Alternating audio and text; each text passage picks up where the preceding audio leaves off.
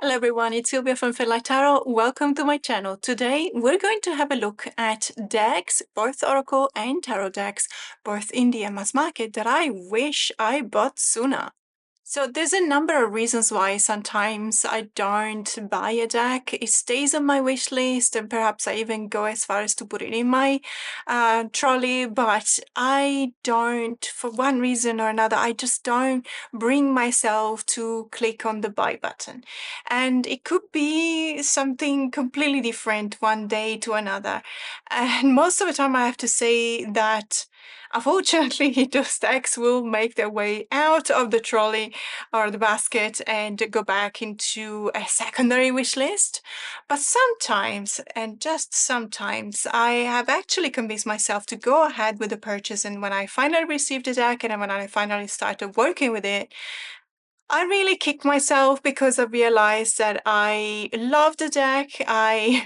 All of the reasons in my head that prevented me from buying the deck were completely stupid and useless, and I really wish I had bought them sooner because I missed the time that I wasted with my indecision. And I think, I could have been working with this specific deck for a much longer time. Let's have a look. So there's no particular order. I just have them all in the table with me, and I'm just gonna grab them and then I'm going to talk about them. And as I said, there's a bit of a mix between Tarot and Oracle decks, and there's definitely a mix between indie decks and mass market decks. I do, however, believe that all of them are still in print. I'm not entirely sure about one of them, but I'll make sure that if they are in print and available, I will put the link to these decks in the description box below, just in case you want to check them out or you want to purchase them yourself. So let's start with the Tarot of Vampires. Now, this one, there's a lot, okay? There's a lot of Tarot of Vampires or vampire-themed decks. And that, I feel, was one of the reasons why I actually waited for so long before buying this one. This is by Ian Daniels. It's a Llewellyn publication, so it's a mass market deck.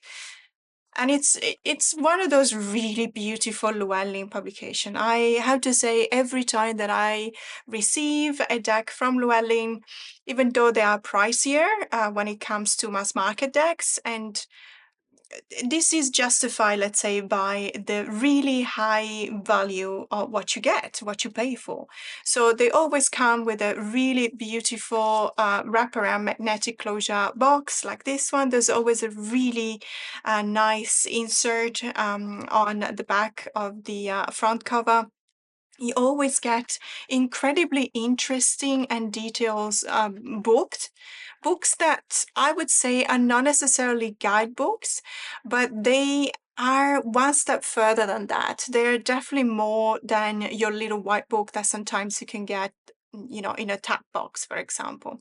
So in this case, the Phantasmagoria is the companion book that comes with the Tarot of Vampires. And just to give you an idea, is the one that is spelled with a Y. So vampires is actually spelled with a Y instead of an I. Because if you just Google Tarot Vampires, you'll have at least a dozen titles. And there's only one, or I think that I know of, there's only one that has a spelling like this. So the Phantasmagoria, as I was saying, comes with the deck. And the reason why I'm kicking myself for not getting this deck sooner is indeed the companion book. This is a fantastic companion book, not just for the deck. Okay, the deck is gorgeous and it's a very particular kind of style that you may not like and may not resonate with you. And at the beginning, that was also one of the reasons why I didn't immediately purchase the deck. I thought it was a bit too beautiful. The characters depicted were a bit too beautiful, but that is in theme with the idea and the concept of vampires because they are forever young, they're forever beautiful, etc. But this book, let me tell you, it's absolutely fantastic. And let me just put the deck aside for just 1 second because I really want to give you the opportunity, if you don't have this deck, to at least have, an idea of how much information you can actually find in the companion book. This is a book that it's not just a companion book or a guidebook. This is a book on tarot. You can actually learn so much, and it gives so much information about tarot in general that is not necessarily related to the deck, that I will highly recommend if you can, because as I was saying, it is slightly pricier, than your normal mass market deck. But if you can afford this deck, and even if you don't necessarily vibe with the art style, and as I was saying, the particular theme of the deck, this book is worth it just by itself. So obviously we got a little bit of an introduction and background. This is common to all of the Llewellyn books. They come explaining what the reasons were by the author to produce the deck. But then it really, almost immediately, it goes into detail about fear and the shadow, for example. And as you can imagine, even though in many, many cases you can buy a deck that is specifically dealing with shadow work, this one is just so complete, so deep, so interesting, so innovative as well. I have to say, okay, so if we just go through the book and we go further, then we talk a little bit about alchemy. But let me just see if I can actually find an index. It might be easier to just show you with the index of the title. So, okay, so Phantasmagoria Part 1, A Dark and Stormy Night as an introduction and background. So you have the alchemy section, and it really does give you a lot of really useful information if you're not into alchemy, but you still feel like you need a little bit of basic knowledge on alchemy, because you find that it may help you read a tarot deck, not necessarily, as I said, this one, but any other tarot deck. This one is the book for you. Then you've got The Awakening, which is all about card spreads and exercises. And let's just have a quick look. So it's a page 37. Because many companion books or guidebooks actually come with a few spreads, but this one is very interesting. It's not your typical 3 cards pull or the Celtic cross or the reversed horseshoe or the Vitruvian man. This one is very much, it's very interesting because it's very centered on the theme related to the tarot, but it's also applicable. You can extrapolate these spreads and you can actually apply them to different decks as well. So we got the Blood Trail, we got the Book of Shadows, we got the Elemental Cross. And then obviously, we got different ones as well that you don't have necessarily in a chart like that. So the Soothsayer, the Dark Mirror, for example, the Trespass, the Forbidden Fruit, the Prophecy. The Labyrinth, which is, to be honest with you, I've actually tried this one, but not with the Tarot of Vampires. I've actually tried that with my Savvy Soul Tarot by Judy Whitelish, and I really, really love it. So this one is very interesting because you've got 14 cards, which is generally more cards than what I would usually like to pull, but it's very intense. It's a really good spread. Also, for example, for 6 months ahead, I will give you a really good overview of what to expect. Then you've got exercises. And I have to say, this is something already that is not that common for companion books. Yeah, of course, sometimes you can have them, but these ones are actually really, really interesting. So they refer back to, some of them refer back to the spreads, some of them are not related. The Vision, the Shroud, the Dark Spell. For example, I'm just going to read because this is a short paragraph, but Dark Spell says, when you have finished the reading, you can also create verses or poems for each card in the reading, which will produce an in-depth and creative interpretation direct from your own imagination. Obviously, you can do it with this deck, but you can do something like that with any other deck. And to my knowledge, at least in my collection that I recall, I have never read something like this. Of course, there is always that invitation to be creative with your within your tarot practice. But in finding in an actual book itself an invitation to create poems or verses about the cards is actually unique. Other artistic talents could also be used in a similar way, from drawing sculpture, or craft to dance or music.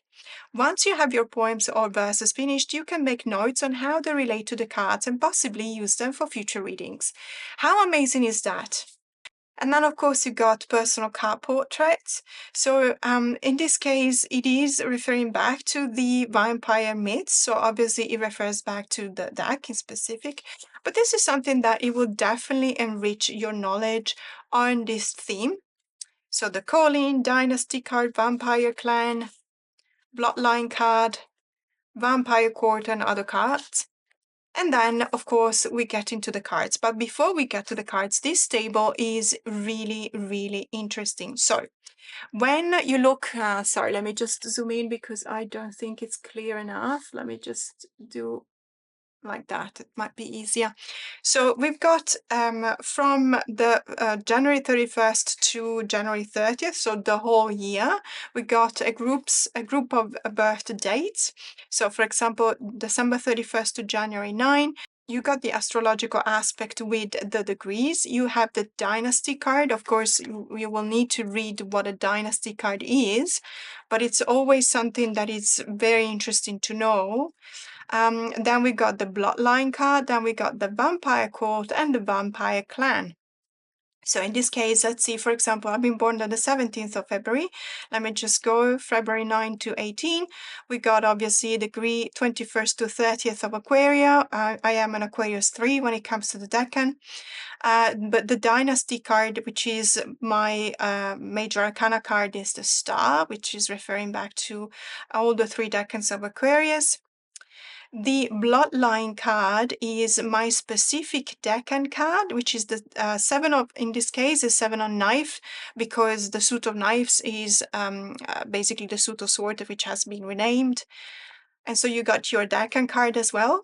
Then you have your vampire court, which is, of course, it says here L of GR. So obviously you need to get acquainted with these names, but L stands for Lord, which is a renaming for the king in the court cards, and GR stands for Grails, which is a renaming for cups.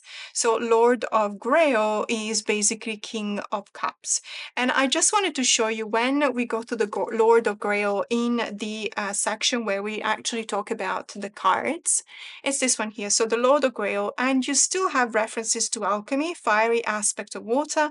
You have kindred spirits, the 7 of knives, because we've seen it before. It's the 7 of swords, basically, which is Decan Aquarius 3, the 8 of Grails, and the 9 of Grails. Essence. So we talk about keywords, basically, related to this card, message and quality. So message and quality tells you a bit more about the interpretation of the King of Cups.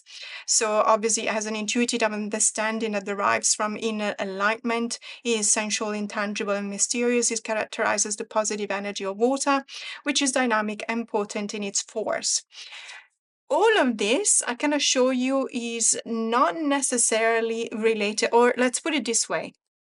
If you study this book without even looking at the tarot itself, or the deck itself, you will gain so much knowledge anyway that, as I said, this is like a study book for me.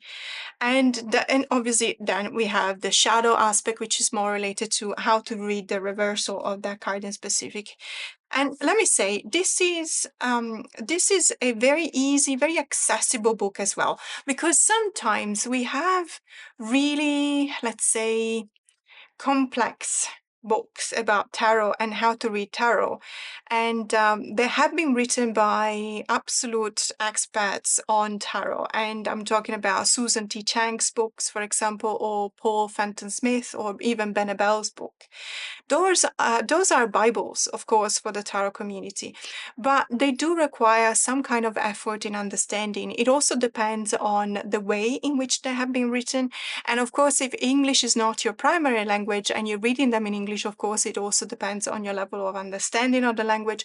If, on the other hand, you're reading them in your own mother tongue, in your native language, it also depends on how they have been translated. So there's always one or two things, that could eventually prevent you from a full understanding of the writing. Let me tell you, this book is written in such an accessible language that it's actually a pleasure to read. And I cannot commend it enough. It's an absolute pleasure to go through this book. So let me just show you the deck, because obviously, we also want to see the cards. And let me just zoom out so we can have a proper look. So of course, this one, like any other tarot deck, you can like it or not. It may, as I said at the beginning, it may resonate with you or not. And perhaps you don't necessarily like this theme, or perhaps because in the Northern Hemisphere, for example, you guys are going well into spring and you're already dreaming about your summer vacation. And of course, you have the right to do so because you come after a few months of winter. But probably a vampire themed deck is not necessarily something you will want to pull, when it's sunny outside and the temperatures are going up and getting warmer by the day. And granted, this has a very distinct kind of darkish vibe to it, so a shadow more than light. But I'm pretty sure that even in the Northern Hemisphere, you will enjoy this deck when, for example, the season calls for it. And even if you don't resonate with this particular style, as I said, it's the third time that I'm saying this, but I can't, I never get tired of recommending a book. I'm a strong admirer of companion books because I always want to understand the reasons why the creator has chosen this particular theme, the way in which they see tarot, the way in which they read, and also recommend how to read tarot. And it's always really, really interesting. I have waited for so many years before getting this deck that I really want to kick myself for not getting it sooner. This is a typical example of a deck I wish I bought sooner. And the second deck I want to talk about is in this really gorgeous bag.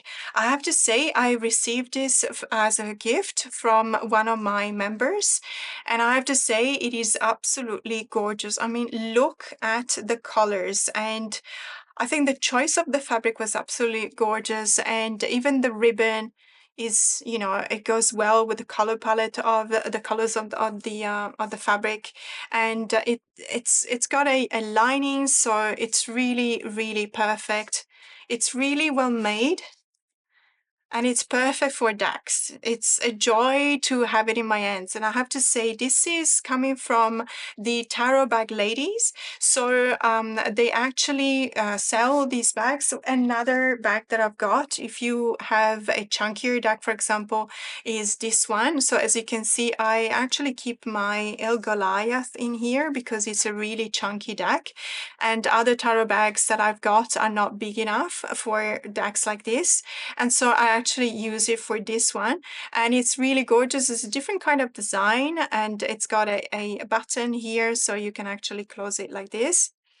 And again, really high quality. So the Tarot Bag Ladies, as I said, if you are interested, they're based in Australia, but they ship overseas. So I make sure to put the link to their Facebook page in the description box below.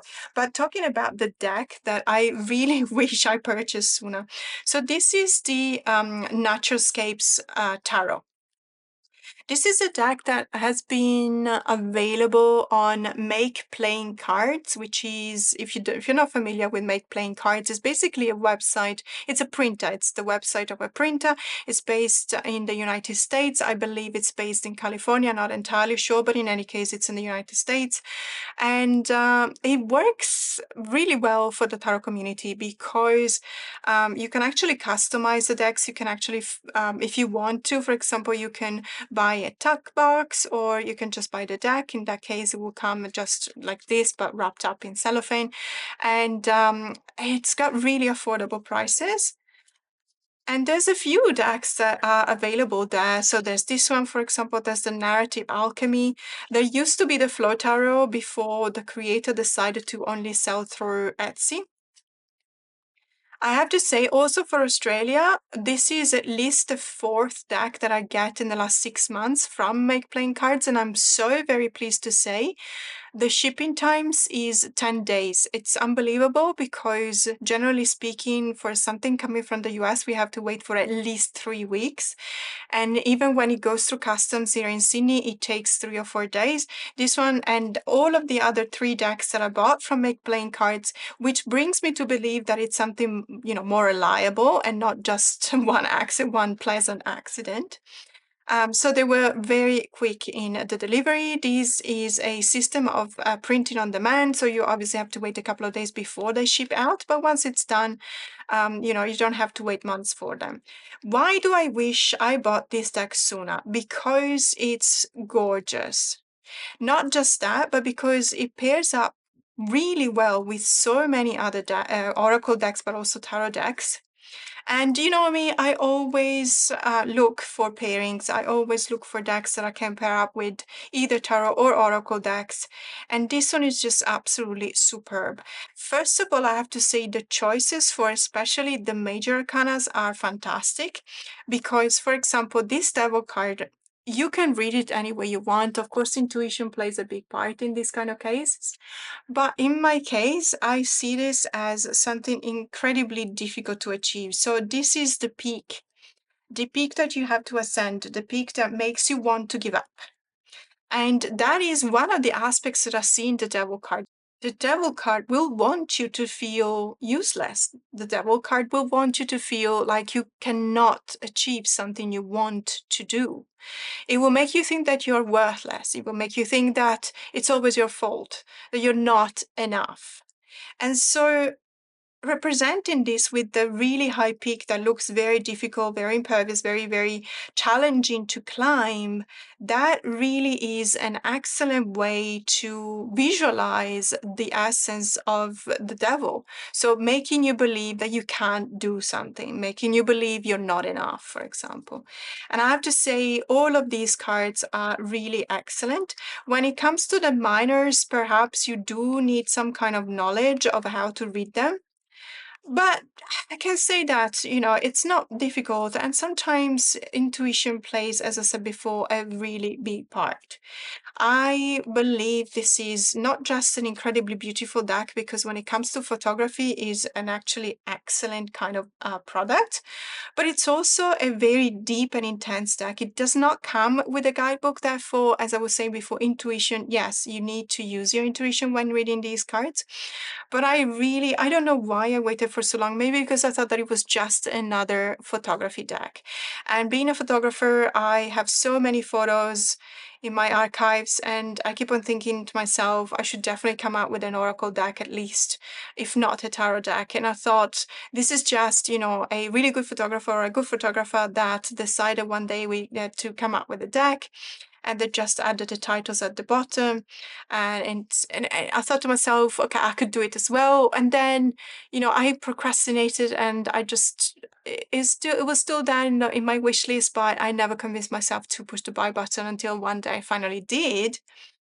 And I'm so happy that I did, because it's actually fantastic. It pairs up really well, for example, with the Elemental Oracle by Welbeck. So far, we've got the water. It's called the Seas Soul Journeys Oracle. We got the Sky Wisdom referring to the element of air, and we got the Earth Blessings cards referring to the element of earth, obviously. There was talk of a fire deck coming up. I'm still keeping my fingers crossed for that, because they're also photography decks and they will pair up really, really well with this. So this is another example of a deck I really wish I bought sooner. So the next deck is going to be a bit of a shock, because I'm talking about the Nicoletta Ceccoli Tarot. And you all go, what, you didn't have it? And I have to admit, this has been published, I can't find the year, but I know that I waited years before getting this deck. Years, because I know Nicoletta Ceccoli's artwork. I find it, so she's from San Marino, by the way, which is a country within Italy, in the center of Italy. I have to say, some of her work, I find it a bit triggering. And so I was watching tarot tubers talk about this deck, and the common concept was that this deck could be used for inner child work. But I was looking at this deck, and I was looking at the images, in specific some of the images. Of course, this is a beautiful image. I have no problem with this. It's not triggering at all for me. But I think we all know which ones I'm referring to. And I also, one of the reasons why I wasn't really convinced about getting this deck was that it had, you know, these really large borders at the top and bottom, not very useful because it's just a repetition of what the card is. And to be honest with you, I have seen a few tarot tubers modifying this deck to just down to the artwork, and I really do prefer it that way.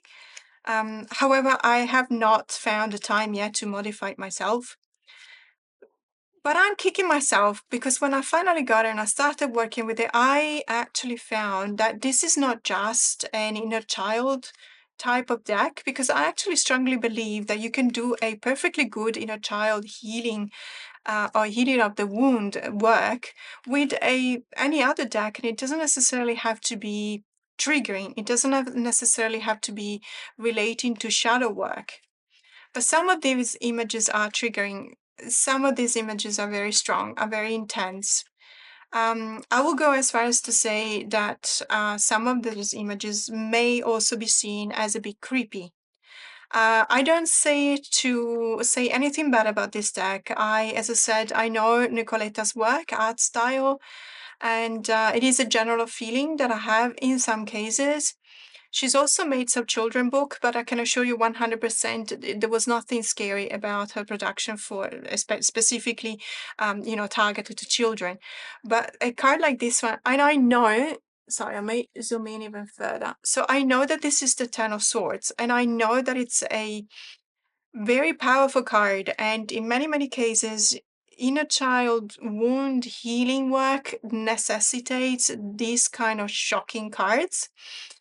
But I'm also very conscious that sometimes we're not ready to face certain cards. And in this deck, there's at least 3 or 4 cards that perhaps when I wasn't ready to buy the deck, I wasn't ready to buy because of these cards. Once I got it, I understood that this is still a very safe space. And that is the most important thing for me. Whenever I'm doing inner child work, inner child wound healing, I need to feel safe. I need to feel that I can express everything that my inner child wants to say in a safe space and not be judged and not find any kind of pushing back. And I thought, before I purchased this deck, I thought that that would not have been possible because of the nature of some of these cards. I was wrong, and I'm happy to admit that. And so this is definitely one of the decks I wish I bought sooner. So the next deck I'm going to show you is the Cursed Auguries Tarot, and this is the one I'm actually doubting whether this is still available or not. I know that the creator of this deck, who's Anasora, is moving or is in the process of moving, and therefore I think that her Etsy shop is temporarily closed. I'm not entirely sure what her plans are, and I know that it's an indie deck. It is let's say, when it comes to indie decks, I was about to say it's a bit pricey, but to be honest with you, nowadays indie decks are so expensive that this one actually is a medium price. It's not on the higher end. So this is the Cursed Auguries Tarot deck, and the reason why I hesitated for so long to get a copy was very similar to the reason why I hesitated for the Nicoletta Ceccoli Tarot, because there's a few cards in this deck that are really triggering for me. They are Please understand that when I say creepy, it's really not reflecting an opinion on the deck. It's just some images are very intense and very scary. And I have to say that it's pipish, so obviously you won't see these scary cards or intense cards in the pips. Perhaps in the court cards, but those are mostly in the major arcanas. If you don't know this deck, let's say I kind of call out for caution in visualizing these images, because there's really a couple of them that are not just triggering, that they're very scary. Okay, the concept of the cards, if you have arachnophobia, for example, please skip ahead, jump ahead. You have my permission. Actually, I do encourage you to skip ahead if you have arachnophobia, because there's lots and lots of spiders in this deck, and there's one card in specific that is so intense that it can be the stuff of nightmares if you're not familiar with it. So I highly recommend not to look at walkthroughs of this deck because it is so very intense. Now, I have to say that that was the main reason why I hesitated for so long before actually acquiring it. But when I got it, I actually understood the vibes of the deck. I felt the energies of the deck, and believe it or not, it's become one of my favorites. This is the card I was referring to. Apologies if this is triggering for someone. I hope it's not. It is. I did say that it's a very intense card. That was one, but there's another couple of cards. As you can see, it's not for the faint of heart. It's not one of those decks that it is leaving a mark. And when you read with this tarot, it leaves a mark. It's not something you can do on a lazy afternoon. Let's put it this way. It requires an effort, not just to read it, because as you can imagine or as you can see, when it comes to pips, it's just really literally pips. So this is the Nine of Wands, and it's not scenic. So if you don't know how to read the Nine of Wands, this probably doesn't tell you much. So it's not probably a deck that I would recommend for beginners. Let's put it this way as well.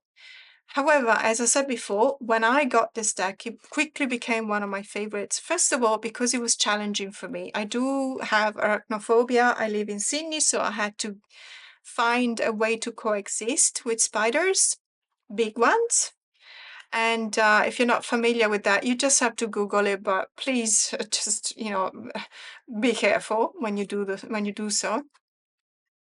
It is something that is confrontational at times, but it's also very rewarding because if I do compare it with cognitive behavioral therapy. If you're not familiar with that, one part of cognitive behavioral therapy is exposure therapy. So if, for example, in my case, I have a phobia for spiders, the exposure therapy consists in gradually exposing myself to spiders, as in looking at images sometimes. We have a lot of reptilariums here in Australia, so you can actually go to a conservation center and they will have spiders alive that they keep.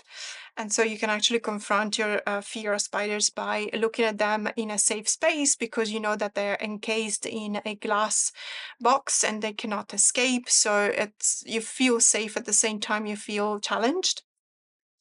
So that's exposure therapy. And there's a lot more to that, but I'm not going to explain that because some things can be a bit scary. But I do compare this deck to exposure therapy because the more I used this deck, the more I understood that I was safe, even though I was reacting to these cards. And so for that reason, it really helped me a lot. Not with spiders, I'm still scared of spiders, but with dealing with a few topics that I may have avoided because I never find the opportunity to talk about them or to meditate on them or to reflect on them. And so for this reason, I really kick myself for not having purchased this deck sooner. Fortunately, I got it before the Etsy shop shut down. And so I got one copy. And as I said, I would check before I put the link in the description box below. I will check whether there's some news about it. It could still be closed. It could be open. So I apologies for that. I'm not entirely sure. So going back to mass market, I wanted to talk about the Enchanted for Haaka tarot by MJ Cullinane. MJ, we all know her and love her. She is so very prolific. She's also the author of the Crow Tarot, the Grimalkin Tarot, let me think, the Unfinished Business, which is still on indie tarot, the Aurora Oracle, which is also indie, the Urban Crow. In any case, so many decks. She's so very prolific and I absolutely love her decks. I love her artwork. What happened was that for the Enchanted for Haaka, I actually waited. I waited longer than I want to admit because what happened was that I got this deck in the indie edition and I just, I wasn't a fan of the cardstock. And then when I saw this card, and I'm glad that it's at the top because then I don't have to hold my breath waiting to see it in the deck. When I saw this card, I immediately rehomed it. I was not aware that there would have been a card with so many spiders, so big and so menacing and threatening and scary. And you see how there's a bit of a pattern here. relating to the reasons why I may not buy a deck. So this one was something that I didn't feel ready to confront myself. And it's also because it's a perfect card, or it's a perfect visualization for the Eight of Air. So the Eight of Air is the Eight of Swords, as we probably know it. And obviously, this represents a cage of your own making. If I were in this situation, it would not be of my own making. But then again, I say this, but the more I work with this deck, the more I understand the nature of this card, the reason why MJ has chosen this way to represent it. And I think that it's actually perfect. And let me say, everything else about this deck is gorgeous. I really love the art style. I love the themes. It's obviously about fairies and magic. I love that there's always these elements of the crows, for example, that are so very common in MJ's products and MJ's decks. But there is so much energy, and I strongly believe that this is a very fiery deck, and I actually used it in this Aries 3. We're still currently in Aries 3 at the time of filming, and I also think that I'm going to publish this video probably one of the last days of Aries 3. If you're following the Deck and Walk, by the way, if you want to join my membership, we're doing a really fun but also constructive work about the Decans. And so I invite you to join my membership because it's really lots and lots of fun going through the Decans all together.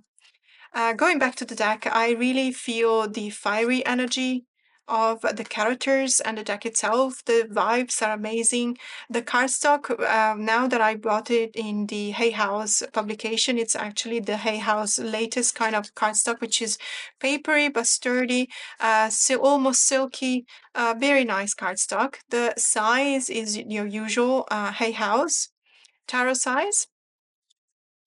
Although I'm actually saying that, but now I realize that it's more like the Oracle size. Sorry about that, because the other Hay House decks that I've got are more like tarot, full traditional or standard tarot size and format. Look at this Seven of Earth. It's so beautiful. This is the Seven of Pentacles.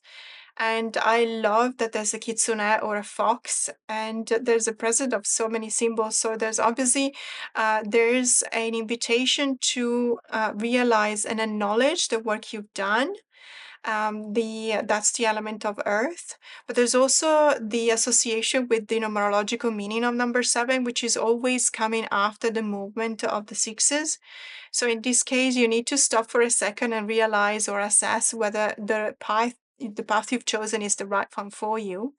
But I love the fact that there's a tempting snake in here, but there's also protective fox. Foxes, kitsune, in Japan Supernatural are also believed to be protecting a protecting spirit, and you will see foxes at the entrance of a few temples in Japan.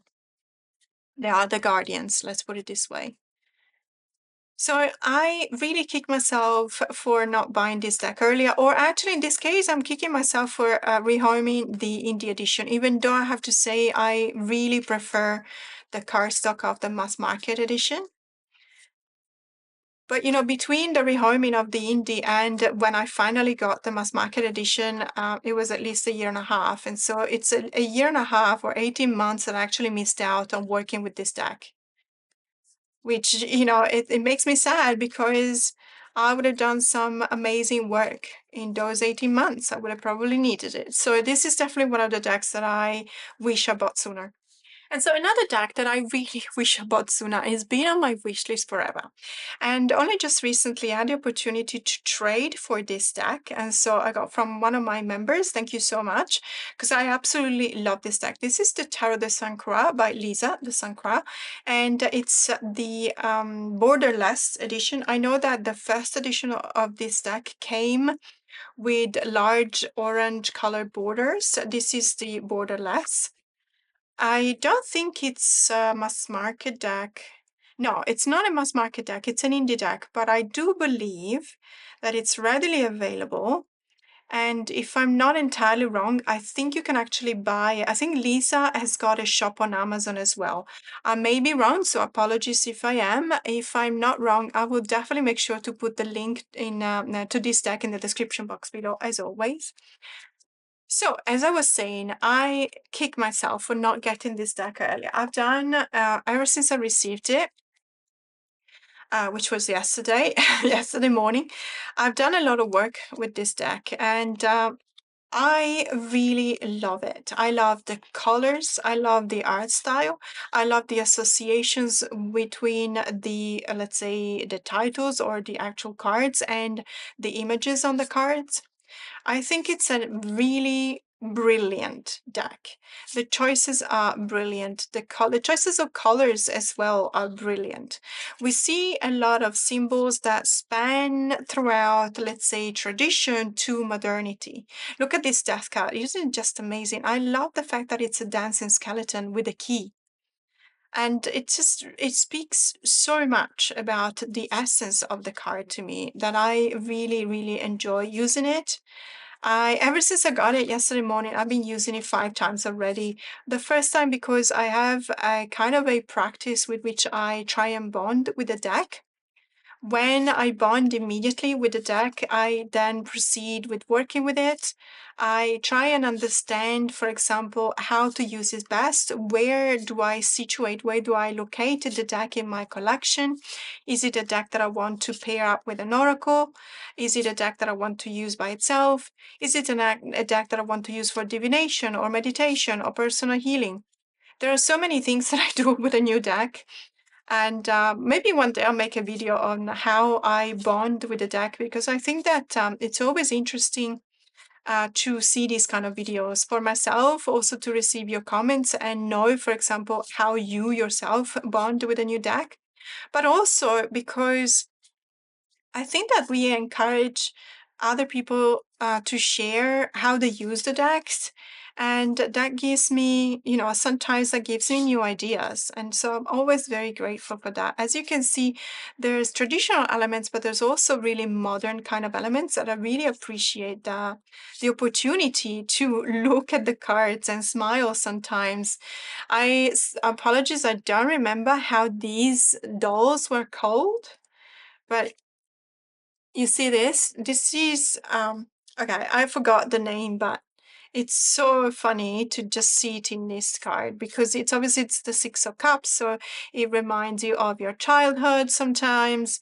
And there's a bit of everything here because I believe this is Alice that is having the tea party, but obviously you wouldn't find these characters in the tea party from Alice in Wonderland. So there's so many things that actually come to mind when I look at these decks. And for example, I also appreciate the opportunity to bond with the creator because I actually follow Lisa Sankra. She has an Instagram account. For example, last year or 2 years ago, I don't remember, she went to Egypt and she posted so many stories and photos from Egypt.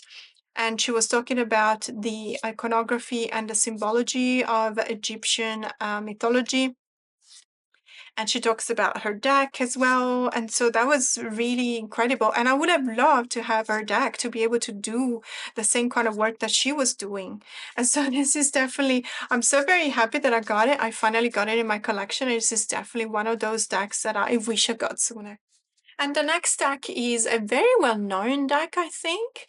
And so I don't know how to feel about it because it is a very well-known deck. It's by Chris Ann Donnelly, and she's also the creator of the Light Seers Tarot. You probably know her because of that deck. This is the Tarot of Curious Creatures. It's also a mass market deck, and it's been published by Hay House as well. Now, the reason why I don't know how to feel about talking about this deck, because personally I love it, but it took a while for me to actually get on board with how quirky and very specific this deck is. So, if you're not familiar with this deck, it's basically human bodies with animal hands. And the whole deck is like that. Every single one of these cards show you the coexistence in many cases of a human body with the head of an animal and also other animals. So you kind of ask yourself, okay, so what am I looking at here? Am I looking at a human, more of a 90% human, 10% animal with 100% animals, or is it something else entirely? This deck is really quirky. It's whimsical, but it is spot on. Every time I read with this deck, I'm just really shocked in a good way, but how well this read, how much of a straight shooter this is, how clear the message is. And I would never have thought that true, because when I hesitated, and I tell you, I hesitated for years before buying this deck, my reason for not buying it was that I didn't think that it would work. I thought it was just one of those niche decks or, novelty decks that sometimes you don't need, you buy it, you like it perhaps, or perhaps you don't, but in any case, you don't really use it. And I do have a few of those decks in my collection. Those decks that are kind of funny to have, but they don't have anything powerful about them. I'm so sorry because I was completely wrong. I mean, look at this Five of Swords. Isn't it just perfect for the energy of the Five of Swords? That's the unjust, unfair advantage. That's, also the sweeping, the gaslighting, the force, the brutal force that we can do nothing about. I really, really enjoy reading with this deck. It's, as I said, it's so spot on, pretty much on anything. I enjoy also looking at the cards. I didn't think I would, because sometimes I thought it was a bit too weird for me, and I just find that I don't have to decide whether I believe these are humans, 90% humans with a 10% animal. I don't care. My mind doesn't require me to understand this. And so I just accept it for what it is. And I think that that was, a huge achievement for me, because cognitive dissonances are very important in my practice. When I feel that there's a cognitive dissonance, I actually step away from a deck. So a cognitive dissonance will be being presented with a concept that doesn't feel right. You have a different idea on, for example, how to read a card or how a card would actually be best represented. And it just doesn't, it clashes with your neural pathways. It clashes with the way in which you see the world. For example, not the world as a world card, but the world in general. I thought that would have been a huge problem if I had acquired this deck, but when I finally did acquire it, I did not find that was a problem at all. I love it. I love using it. I love using it for readings as well, for others, for myself. I don't think it's a very great deck for meditation, for example, because it does require an immediate reaction. And I don't use my intuition that much. I don't know all of these animals. I think I do, though. But I think it's very useful to go back to the guidebook every now and then to just make sure what the animal is, or even to read about the essence of the animal and why is the crow, for example, associated with the high priestess. And you will notice these all make sense. So this is another of those decks that I really kicked myself for not getting sooner. And last but not least, I wanted to talk about this deck. This deck, I hesitated for so long before getting it. Everyone was talking about this deck. I was really dubious. I didn't feel like I would have resonated with the choice of the art style or the colors. This is the Reclaim Oracle, by the way. I couldn't have been more wrong. This deck has been such a faithful companion ever since I got it. That I really kick myself for not, getting it sooner. It's the third edition, so it actually has, I believe, more cards than the first two editions. It is a popular deck, however, if you're not familiar with it, this is a deck, it's an Oracle deck, and it's an indie deck. It is one of those decks that it will make a mark. It's not for the faint of heart. It does have a lot of keywords that will necessarily require a reaction from you.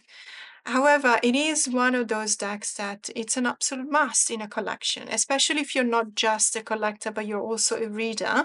And especially if you're a reader that likes to read for yourself, if you like healing, self-healing work, if you like meditation, if you like achieving that kind of awareness of your own self and your core self, but also your body, there's a lot of requirement for body awareness in this deck, and let me tell you, it helps you get that. It helps you accept yourself for who you are and how you look to yourself and to others.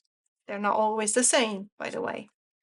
So I, being someone who's always so interested in personal growth, and having been working with clients for a long time, try and tackle, those issues that we as humans have to face every now and then, such as grief, for example, anxiety, loss, uncertainty, feeling not safe.